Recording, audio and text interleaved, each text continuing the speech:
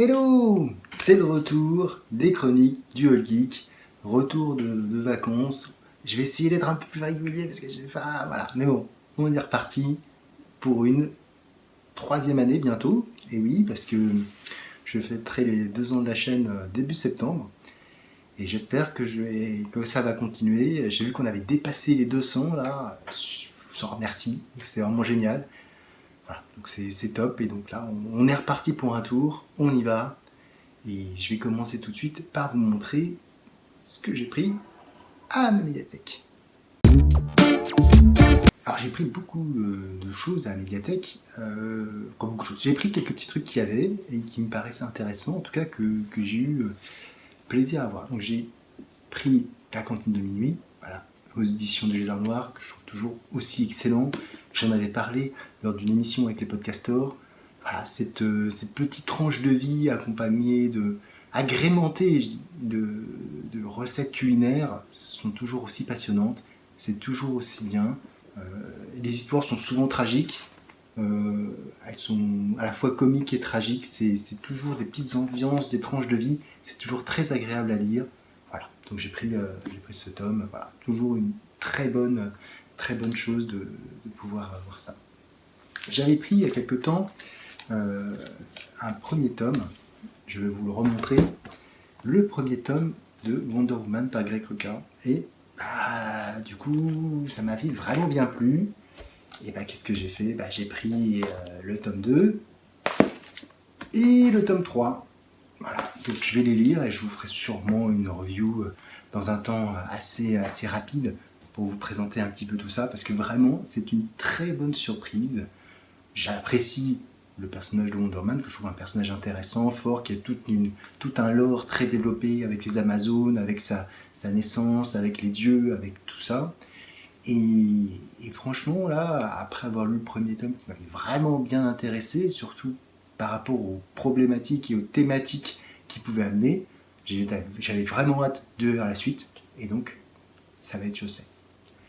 J'ai pris également Goodnight Paradise. Alors je suis très content de l'avoir vu parce que à la fois la Cave du Mills et Comic Discovery en avaient parlé. Et donc je suis très content de l'avoir vu, trouvé à ma médiathèque. Donc je vais pouvoir le lire, pouvoir me faire mon avis. Et je trouve ça assez intéressant. Donc c'est par Joshua Dysart et Alberto Ponticelli. Voilà. C'est le label TKO qui est publié par Panini. Donc vraiment une très bonne surprise de l'avoir trouvé au sein de ma médiathèque. J'ai également pris, parce que c'était un numéro 1 et que je connais sans connaître ce comics, c'est Umbrella Academy, le tome 1. Voilà. Donc j'ai vu au dos que ça avait été, donc c'est de Gerard Way, Gabriel Bá et Dave Stewart. Alors Gerard Way, je ne sais pas si c'est celui qui a fait Wolverine Origins et Deadpool. Je me souviens pas, il faut que je regarde un peu si c'est lui ou pas. On va voir. On va voir. Et j'ai vu que cette série avait remporté l'Eisner Award en 2008. Donc voilà, assez intrigué par cette série. J'ai pas du tout regardé les graphismes, je sais pas du tout de quoi ça parle. Ça va être une découverte totale. C'est là aussi assez intéressant. Et dernier tome, j'ai pris Severed de Scott Snyder avec Scott Tuft et Attila Futaki.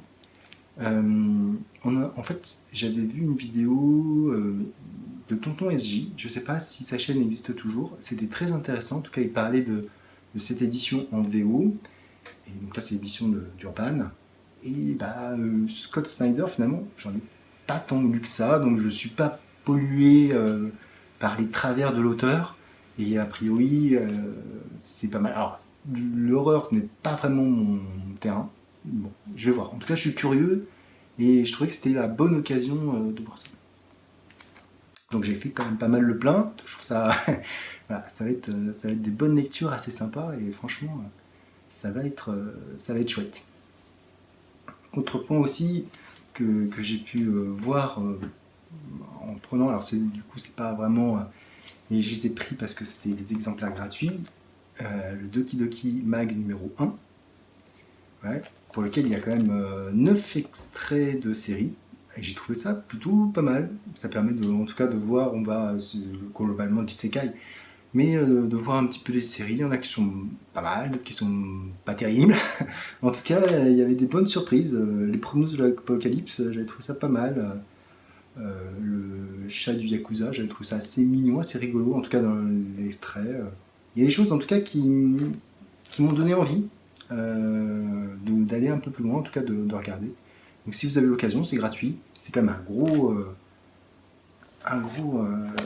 ensemble. Et puis surtout, il y a tout un article très intéressant sur traducteur de manga, où justement Doki Doki interroge deux de ces traducteurs, ils expliquent leur méthode de travail, ce qu'ils ont fait, etc. Et c'est vraiment pas mal. Et à chaque fin d'extrait, on retrouve déjà une petite présentation, l'extrait, et à la fin, on a un petit mot de l'auteur. Donc c'est vraiment bien trouvé. Ça donne quelque chose d'assez... après une interview de l'auteur, ou des auteurs, selon. Donc c'est un bon petit mag, je suis content de l'avoir trouvé. Alors je sais pas s'il y aura un numéro 2 qui sort ou pas. Ça datait de quand? Je ne sais plus. Je l'ai trouvé en Fnac, mais voilà, si vous avez l'occasion de le voir, voilà, n'hésitez pas, il y a plein de mags gratuits à récupérer, ça vaut le coup. Et le deuxième mag gratuit, c'est le manga Glénat Manga News, avec 4 séries, effectivement, Trillion Game, Full Night, Ningyo et Printemps et Tempête. Voilà, donc avec des styles aussi très différents, avec tout ce qui va sortir sur les prochaines sorties. Donc c'est un mag, moi j'aime bien ce mag, franchement c'est assez agréable à lire. On a des styles graphiques très différents, bon, à part le Printemps et Tempête que j'ai trouvé avec ce premier extrait un peu gnangnan, le reste m'a vraiment plu. Il y a des histoires qui vont à la fois dans la finance, dans l'horreur, dans la magie. Non, c'était vraiment Glénat. Ils ont, si vous avez l'occasion de regarder ce petit mag, ça vaut le coup. On va passer maintenant aux achats et aux premières reviews. Au niveau des achats, j'ai craqué pour cette réédition en perfect chez un éditeur que je ne connaissais que de nom, et c'est les premiers ouvrages que j'achète chez lui. Il s'agit de Karakuri Circus chez Meian, de l'auteur qui est forcément de Kazumiro Fujita. Donc j'ai pris les 4 tomes. J'ai pris les 4 tomes. Alors c'est une édition qui est ultra grande, c'est le format A5. Je vous montre sans la jaquette, c'est vraiment une édition très très belle, avec quelques pages couleurs quand il y en a, selon, ce qui donne voilà, les pages couleurs c'est quand même vraiment sympa quand il y en a, mais voilà. Et donc j'ai acheté, donc vous avez vu le tome 1, vous avez le tome 2, le tome 3 et le tome 4. Voilà. Alors, Karakuri Circus, de quoi ça parle? Et bien en fait, on va être plongé. On commence l'histoire avec Narumi Kato, qui est ce personnage qui va faire un choix. Et le choix qu'il va faire, c'est d'aider un jeune garçon, Masaru Saiga, à aller au cirque le plus proche. Et on comprend très vite que ce garçon est poursuivi par des personnes pas bien, assez malveillantes, qui lui en veulent, soit pour le kidnapper, soit pour le tuer. Et donc il se rend, autant que faire se peut, aussi dans le premier cirque qu'il y a, parce que son grand-père lui a dit que s'il y avait le moindre problème, il y aurait toujours un cirque itinérant à côté de chez lui et qu'il y aurait quelqu'un, Shirogan, qui l'aiderait en cas de difficulté. Masaru perd son père, qui est le PDG d'une grande firme d'électronique, spécialisée au départ dans la fourniture de marionnettes, Karakuri,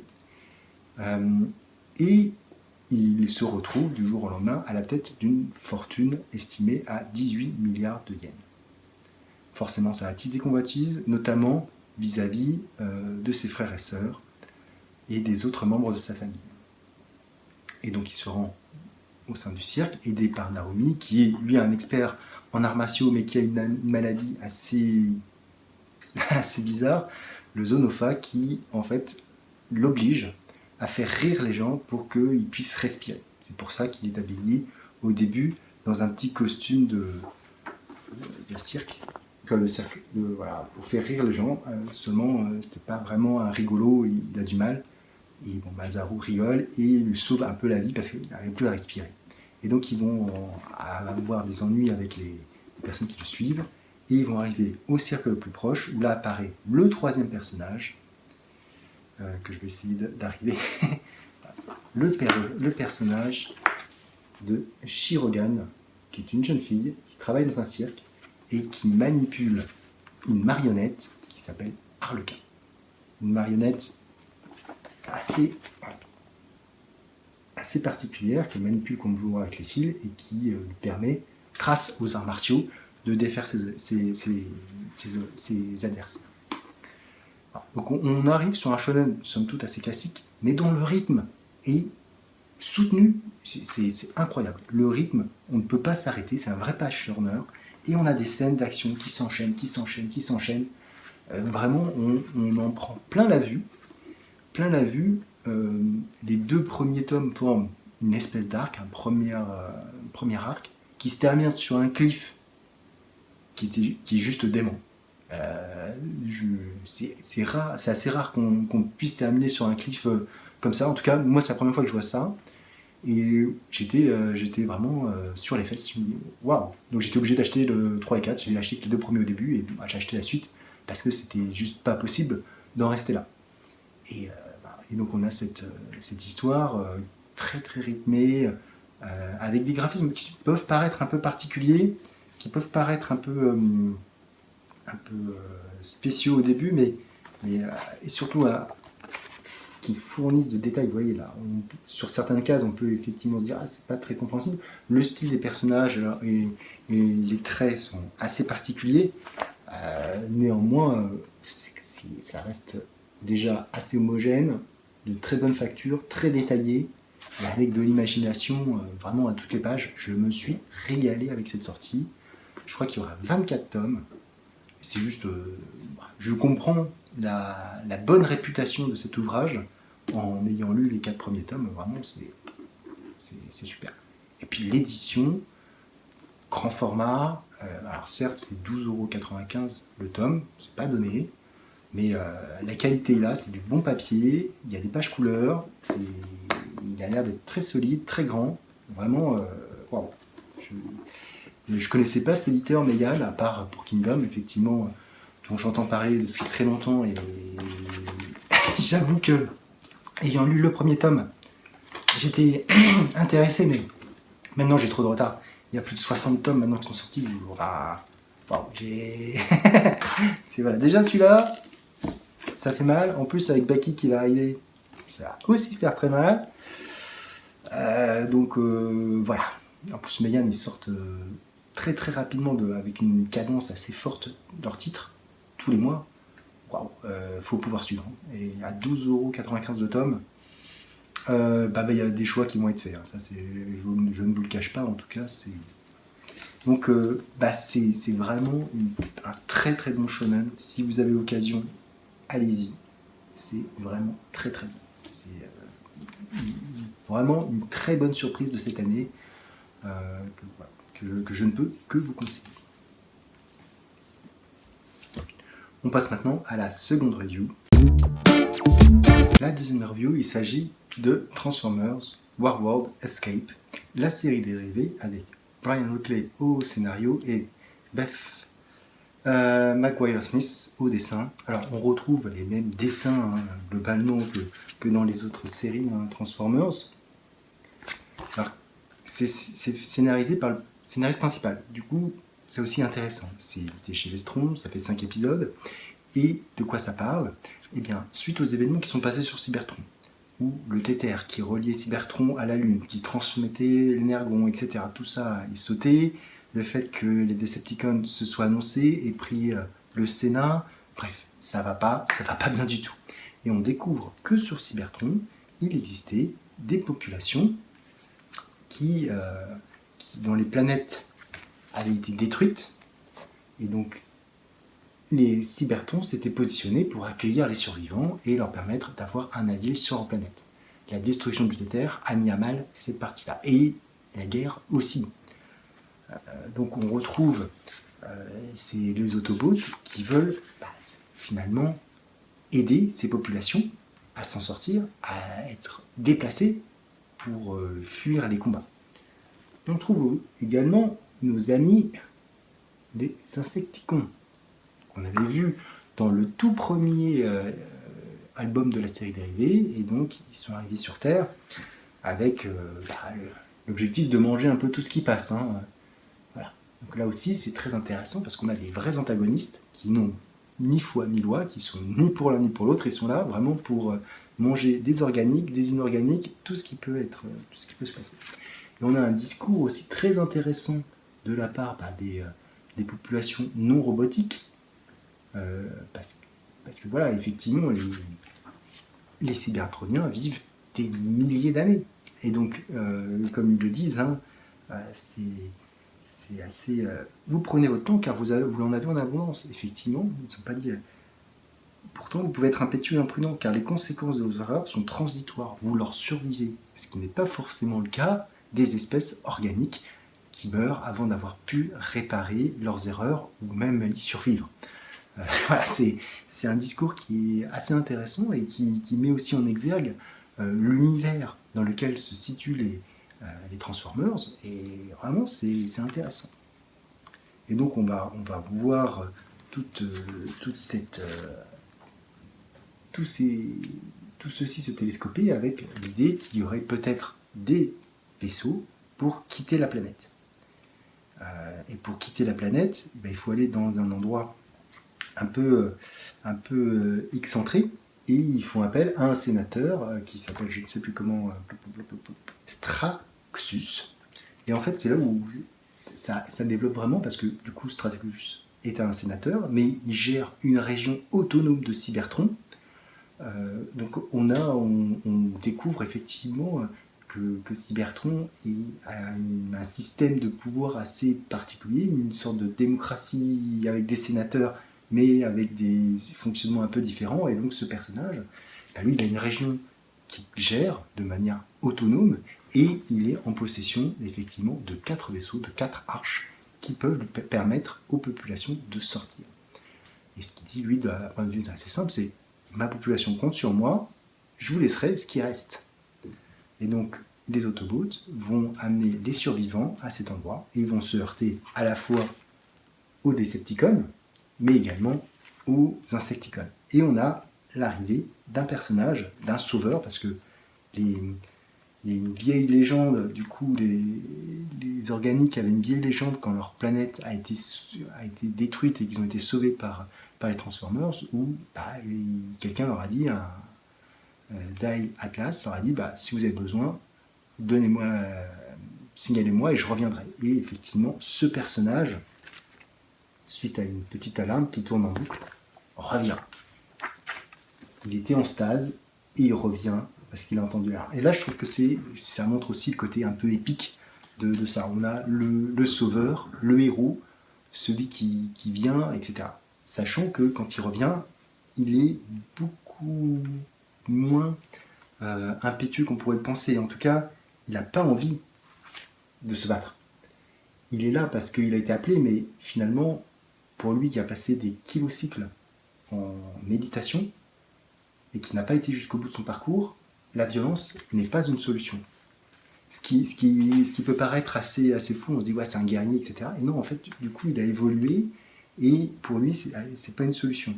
Et d'ailleurs, quand un de ses lieutenants va lui fournir, à un moment donné, j'espère que je vais retrouver la page, parce que c'est toujours un peu la même chose, vous me connaissez, à chaque fois que je cherche quelque chose, va lui remettre son épée légendaire, il va la refuser. Il va dire non, ça m'intéresse pas. Et les événements, donc ils vont aller chercher l'arche, etc. Donc on a tout un ensemble de choses qui se passent. Et de l'autre côté, on va avoir aussi les Insecticons qui vont essayer de trouver des moyens de se cloner pour prendre le plus d'énergie possible. Et donc on va avoir quelque chose qui va, à un moment donné, se culminer dans ça, entre les réfugiés, les Transformers qui veulent partir en premier, les Transformers qui les accompagnent, les Insecticons, tout ça forme une espèce d'ensemble et c'est vraiment très plaisant à lire. J'ai lu le tome d'une traite. Je trouve ça assez intéressant d'avoir ça. Alors l'histoire est peut-être pas hyper développée, mais il y a beaucoup de personnages, il y a beaucoup d'interactions. On peut voir aussi que tous les Transformers sont très différents entre ceux qui ont étudié les organiques, ceux qui ne les ont pas étudiés, ceux qui sont vraiment des militaires pure souche et ceux qui sont dans le domaine médical. Il y a vraiment beaucoup de choses. Il y a une vraie identité des Transformers qui est donnée et qui donne à la lecture un côté assez intéressant et surtout passionnant parce que ce ne sont pas juste des robots qui se tirent dessus.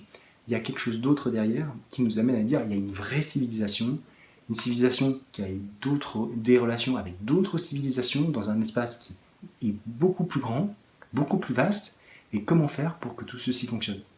On avait déjà vu un petit peu cet aspect dans Storm Horizon, ou pas Storm Horizon, pardon, excusez-moi, plutôt dans la série Transformers qui avait été publiée par Curopop, on pouvait voir qu'il pouvait y avoir d'autres relations entre les Cybertroniens et les autres espèces.